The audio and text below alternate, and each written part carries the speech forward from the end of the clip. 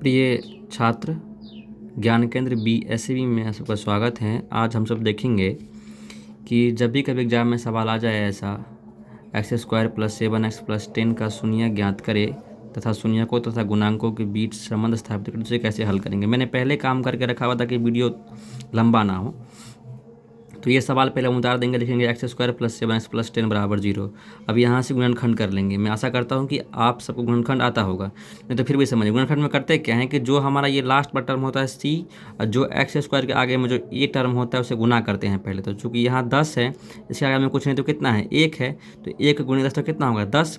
फिर 10 के ऐसे टुकड़े करने होते हैं जिससे हमें ये बीच में 7x पुर जाए और गुना करके 10 पुर जाए। तो देखो यहाँ मैंने रफ में किया है कि 10 को तोड़ेंगे, तो 2 × 5 में तोड़ेंगे, 2 × 5 = 10। 10 को, ये 2 को और इस 5 को अगर हम जोड़ेंगे भी तो हमारा ये 7 आएगा। ठीक है, तो इसलिए मैंने यहाँ पे इसको तोड़ के लिख दिया है x² + 2x + 5x + 10 = 0। अब ध्यान रखना, फिर कॉमन लेना होता है गुणनखंड में, आप सबको पता ही होगा। x² + 2x, तो यहाँ देखिए कि इन दोनों में जो है वो x कॉमन है, तो x को बाहर कर लिए हैं हमने, और यहाँ x बच गया, यहाँ +2, क्योंकि x हमने तो पहले बाहर कर लिया है। कॉमन का मतलब होता है कि जो दोनों में मिलता हो।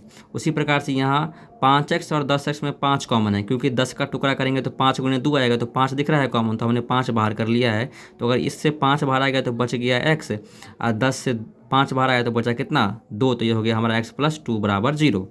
फिर इन दोनों में से कोई एक लेना, क्योंकि कॉमन लेंगे फिर से, तो x + 2 हमने कॉमन ले लिया है। फिर अगला क्या बच गया हमारा x + 5 = 0। अब यहाँ से हमने शून्यक निकाल लिया है, लिखा है x + 2 = 0। चूँकि x + 2 यहाँ बराबर 0 प्लस में है, इस तरफ जाएंगे तो माइनस में हो जाएगा, इसलिए x बराबर हो गया -2। उसी प्रकार से मैंने यहाँ काम किया है, x + 5 = 0, तो x बराबर ये प्लस में 5 है, यहाँ जाएंगे तो हो जाएगा -5। तो ये हमारा शून्यक निकल चुका है। अब संबंध कैसे बताते हैं ये देखिए।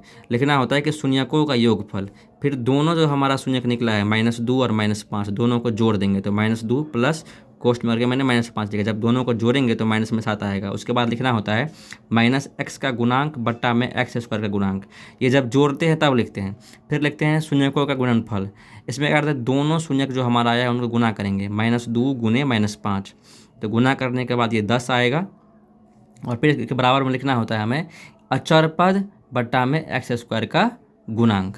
तो ये इस प्रकार के क्वेश्चन को बनाने का तरीका है। तो इस वीडियो में बस इतना ही। मिलते हैं नेक्स्ट वीडियो में नेक्स्ट किसी क्वेश्चन के साथ।